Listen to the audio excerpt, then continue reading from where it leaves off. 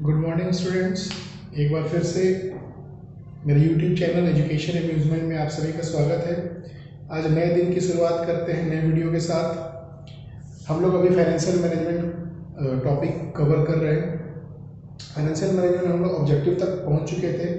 हम लोग देख रहे हैं कि फाइनेंशियल मैनेजमेंट के नेक्स्ट टॉपिक में फाइनेंशियल डिसीजन। ये थोड़ा लंबा टॉपिक है, इसमें थोड़ा टाइम लग सकता है, तो हम लोग देखेंगे। फाइनेंशियल डिसीजन, इसका मतलब क्या हुआ कि फाइनेंस मनी से रिलेटेड, मतलब पैसे से रिलेटेड, कैपिटल से रिलेटेड जो भी बात हो सॉरी उसका डिसीजन लेंगे। उसका डिसीजन क्या होता है, बेसिक हम लोग लेमन की भाषा में समझते हैं। नॉर्मली हम लोग बात करते हैं कि कितना पैसा लगाएंगे और कितना पैसा उसके अंदर प्रॉफिट कमाएंगे। बेसिकली फाइनेंशियल मैनेजमेंट इसी के बारे में बात करता है। उसमें बहुत सारे टेक्निक्स हैं, बहुत सारे फैक्टर्स हैं, बहुत सारे पॉइंट है जो कि समझने के लिए है कि आखिर पैसा कहाँ से आएगा, पैसा कहाँ लगाएंगे, कितना प्रॉफिट होगा, कैसे बांटेंगे।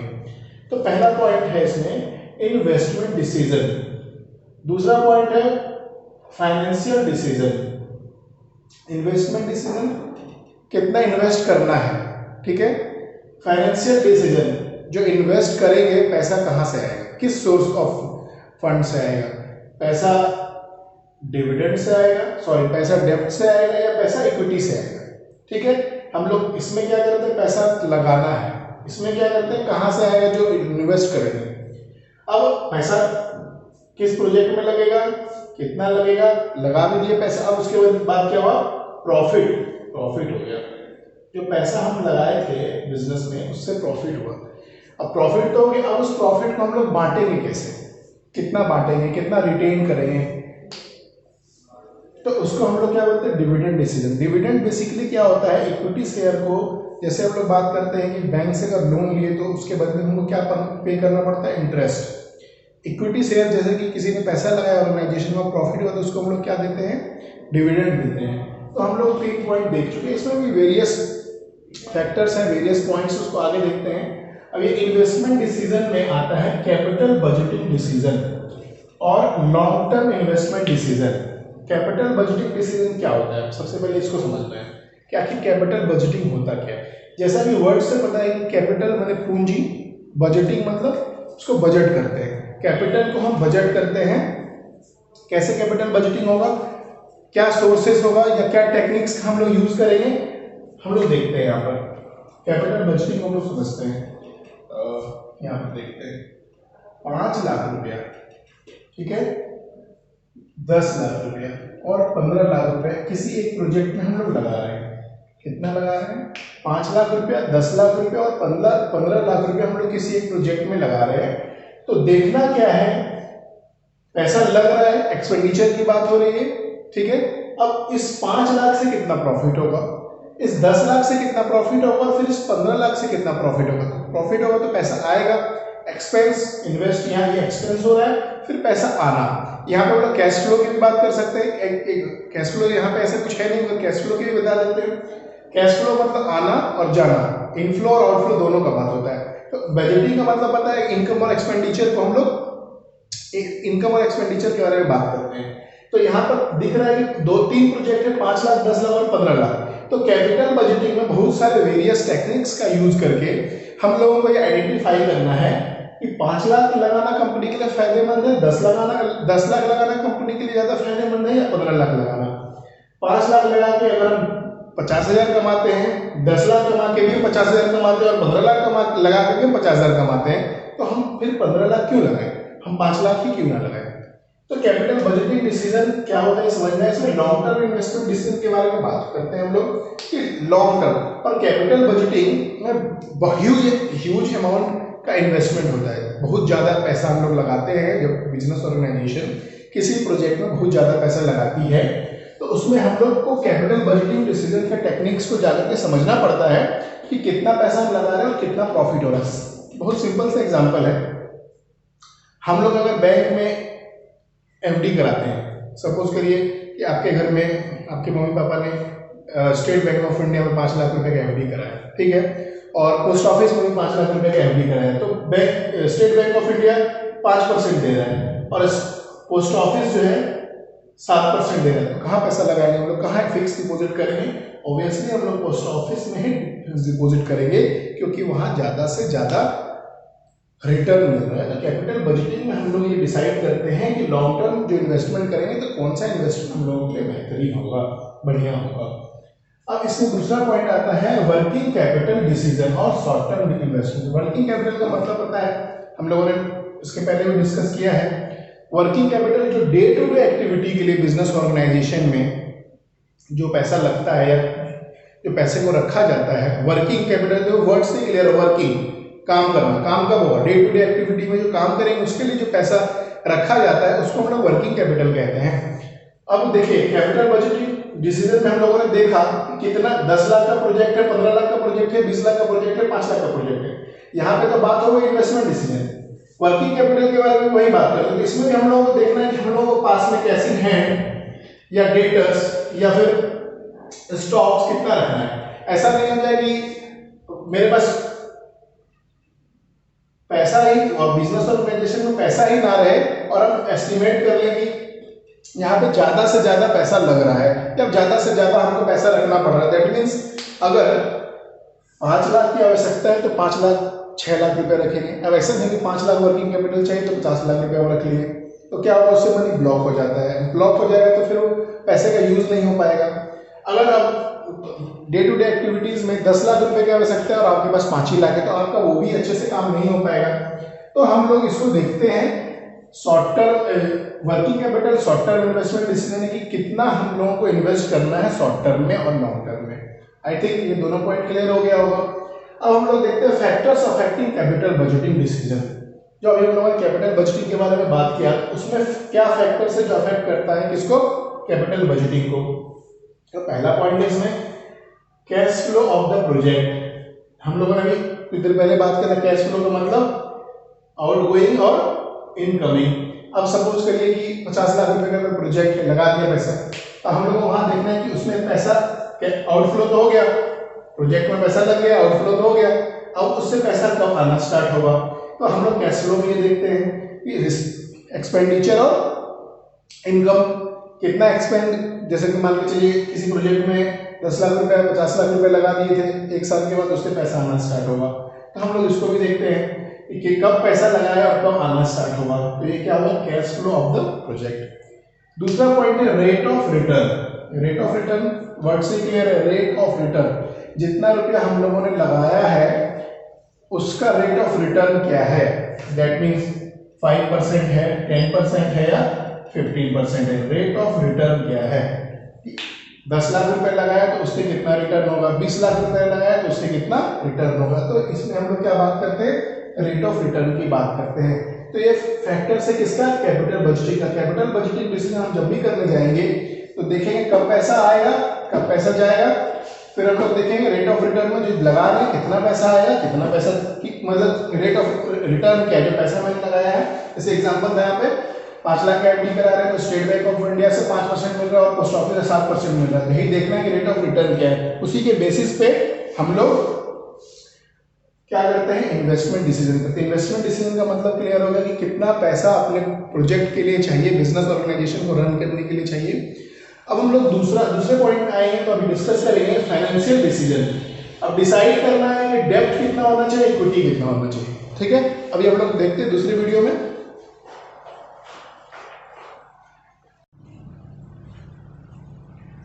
हम लोग देख रहे थे इन्वेस्टमेंट डिसीजन हो गया था, हम लोग बात कर रहे थे फाइनेंशियल डिसीजन की। इन्वेस्टमेंट डिसीजन में था कि कितना रुपया प्रोजेक्ट में लगेगा, कितना कैपिटल किसी भी प्रोजेक्ट में इन्वेस्ट होगा।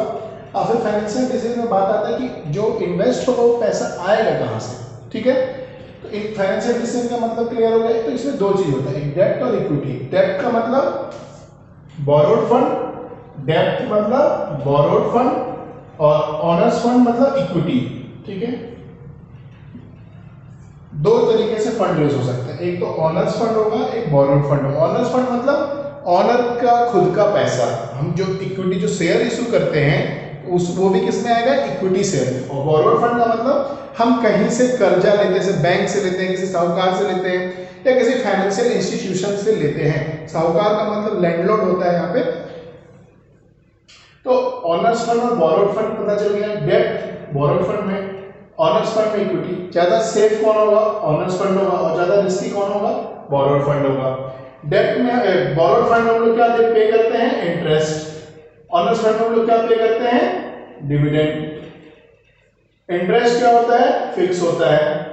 रेट ऑफ इंटरेस्ट क्या होता है? डेब्ट में फिक्स होता है। मगर ऑनर्स फंड में क्या होगा?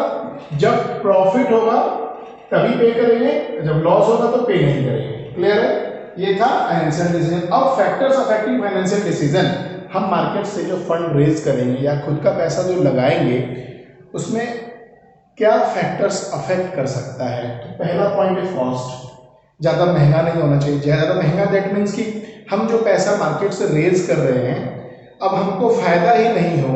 अगर हम 1 लाख रुपए लगा रहे हैं और हम 80,000, 1 लाख रुपए में से हम 20,000 रुपये प्रॉफिट कमा रहे हैं और उसमें से हमको 15,000 या 15 या 18,000 रुपये हमको अगर इंटरेस्ट ही पे करना पड़ेगा, तो वैसा फंड रेज करने का मतलब क्या है? तो कोई भी फाइनेंस मैनेजर जो होता है वो देखता है कि जो कॉस्ट लग रहा है कम से कम लगे, लेस, मिनिमाइज, कम से कम कॉस्ट लगे किस पे? जो हम फंड रेज कर रहे हैं, जो हम इंटरेस्ट पे करेंगे बोरोड फंड पे, कम से कम पे करना पड़ेगा।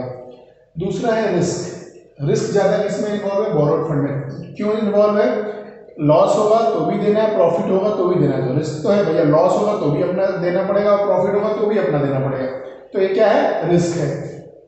फैक्टर्स क्या है? फैक्टर्स अफेक्टिंग फाइनेंशियल डिसीजन में कॉस्ट हम लोगों ने देखा, रिस्क हम लोगों ने देख लिया।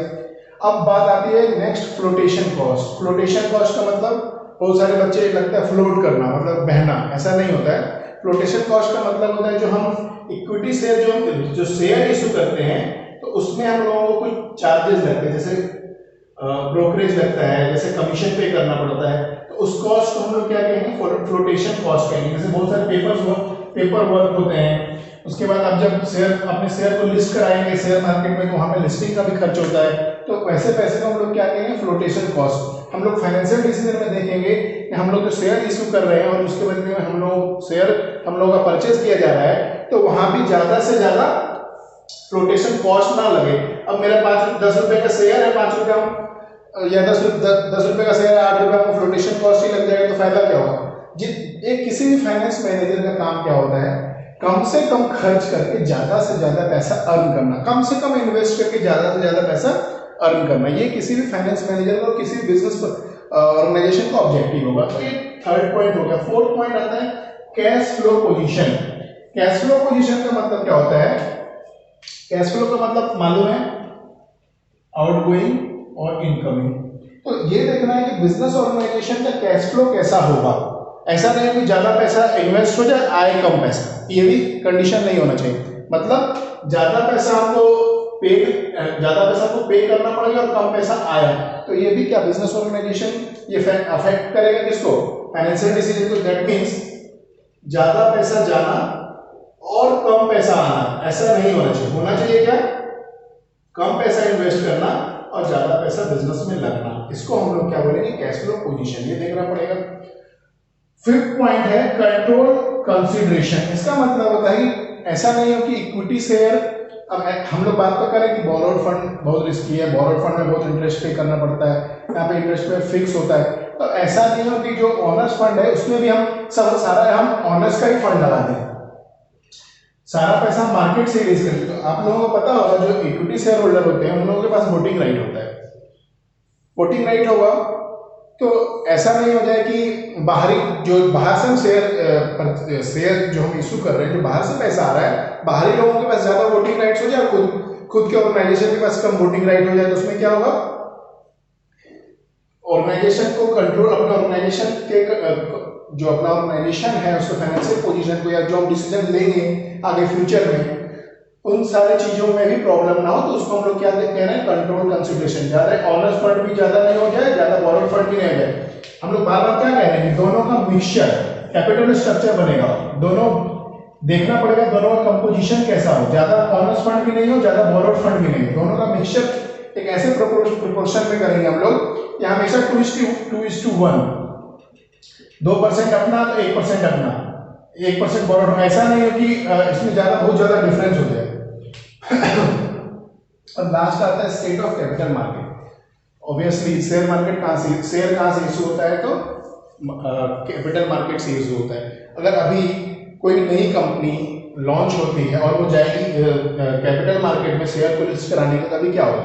अभी जैसा माहौल चल रहा है कोरोना वायरस के कारण शेयर मार्केट का भी हाल खस्ता है, और शेयर मार्केट हमेशा इमोशन पे काम करता है। तो अगर आपकी कंपनी के बारे में किसी को मालूम ही नहीं हो, किसी को जानकारी ही नहीं हो, और अभी आप मार्केट चले जाएं मार्केट से फंड रेज करने के लिए और मार्केट कंडीशन अच्छा नहीं है, तो उसमें क्या होगा, यहाँ से हम लोग फंड ज़्यादा से ज़्यादा रेज नहीं कर पाएंगे। तो ये किसको अफेक्ट करेगा? फाइनेंशियल डिसीजन को अफेक्ट करेगा। तो स्टेट ऑफ कैपिटल मार्केट कैसा होना चाहिए कि आसानी से पैसा फंड रेज किया जा सके। ये बहुत इंपॉर्टेंट पॉइंट है कि स्टेट ऑफ कैपिटल मार्केट का कंडीशन ऐसा होना चाहिए, जहां ऐसी परिस्थिति होनी चाहिए कि जहां से पैसा आसानी से रेज किया जा सके। ऐसा वक्त होना चाहिए जो पैसा आसानी से रेज किया जा सके। ठीक है, तो ये 5th पॉइंट हम लोगों ने देखा, फैक्टर्स अफेक्टिंग फाइनेंशियल डिसीजन। अब क्या है फाइनेंशियल डिसीजन में? फैक्टर्स, सारे फैक्टर्स के बावजूद भी हम लोगों ने फाइनेंशियल डिसीजन के माध्यम से फंड रेज कर लिया, फंड बिजनेस में फंड रेज कर लिया। इन्वेस्टमेंट डिसीजन में पता चल गया इतना लगाना था, फंड रेज कर लिया, उतना रुपये लगा भी दिया। अब क्या है, प्रॉफिट होगा। यहाँ पे प्रोजेक्ट डिसाइड हो गया, यहाँ कितना रुपया खर्च होगा, एक्सपेंसिव, पैसा आ भी गया। ठीक है, अब क्या करेंगे, इस पैसे को हमने जो इन्वेस्ट किया था उससे प्रॉफिट भी हो गया।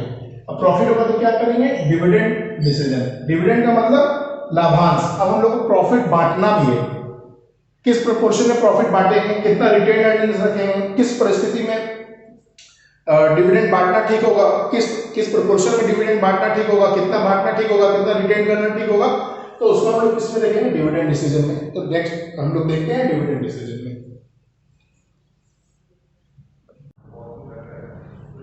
अब हम लोग देखेंगे डिविडेंड डिसीजन। डिविडेंड डिसीजन के हम लोगों ने बारे में बात कर लेंगे। डिविडेंड डिसीजन क्या होता है, जो प्रॉफिट हो रहा है उसको हम लोग, जो शेयर होल्डर्स हैं जो प्रॉफिट हो रहा है, हम लोग उनको बांटेंगे। किसमें बांटेंगे, जो शेयर होल्डर्स हैं उनमें बांटेंगे। अब क्या है, फैक्टर्स अफेक्टिंग डिविडेंड डिसीजन। अब डिविडेंड डिसीजन के भी बहुत सारे फैक्टर्स हैं कि जो प्रॉफिट हुआ है, अब उसको बांटना किस तरीके से, उसमें क्या ऐसा कौन सा पॉइंट है या ऐसा कौन सी बातें हैं जो उसको अफेक्ट कर रहा है, किसको अफेक्ट कर रहा है, डिविडेंड डिसीजन को। तो पहला है अमाउंट ऑफ अर्निंग्स। अगर ज़्यादा से ज़्यादा हम लोग प्रॉफिट अर्न करेंगे तो ज़्यादा से ज़्यादा हम लोग क्या होगा, डिविडेंड प्रोवाइड कराएंगे, डिविडेंड देंगे। अगर कम हम लोग अमाउंट अर्न करेंगे, प्रॉफिट कम होगा, तो क्या होगा, डिविडेंड भी क्या होगा, डिविडेंड भी हम लोग कम पे करेंगे। क्लियर है, सिंपल था। दूसरा है स्टेबिलिटी ऑफ अर्निंग। स्टेबिलिटी है कि रेगुलर हम लोग क्या कर रहे हैं, रेगुलर प्रॉफिट अर्न कर रहे हैं। तो रेगुलर अगर प्रॉफिट अर्न करेंगे तो क्या होगा, रेगुलर पे करेंगे क्या, डिविडेंड। किसको, शेयर होल्डर्स को। इसमें भी कुछ है दूसरे पॉइंट में, स्टेबिलिटी ऑफ अर्निंग। स्टेबल मतलब स्थिर, अर्निंग से स्थिर होना। जैसा नहीं किसी साल बहुत ज्यादा कमा ली, किसी साल कम कमा ली, तो क्या होगा, हम लोग पेमेंट ज्यादा नहीं दे पाएंगे। अगर अगर स्टेबिलिटी ऑफ अर्निंग अच्छा है तो क्या होगा, यहाँ पर हम ज्यादा से ज्यादा पेमेंट कर पाएंगे, ज्यादा से ज्यादा डिविडेंड दे पाएंगे। थर्ड है ग्रोथ एंड अपॉर्चुनिटीज।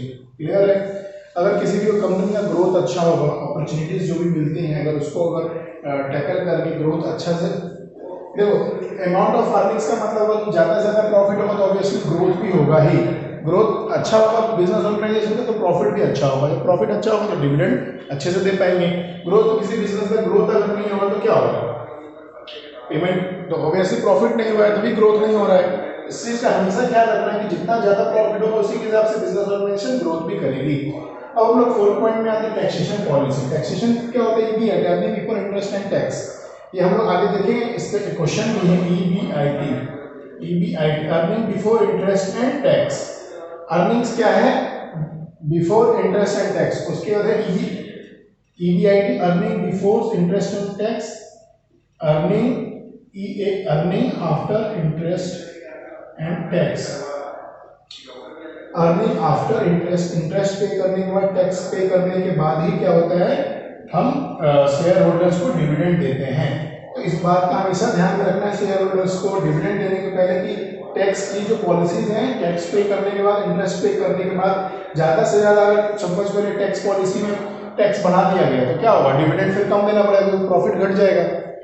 इंटरेस्ट अगर बहुत ज्यादा पे करें तो इसमें क्या होगा, हम लोगों को ज्यादा इंटरेस्ट देना पड़ेगा तो प्रॉफिट घट जाएगा। तो टैक्स पॉलिसी को भी ध्यान में रखेंगे जो कि डिविडेंड डिसीजन को अफेक्ट करता है।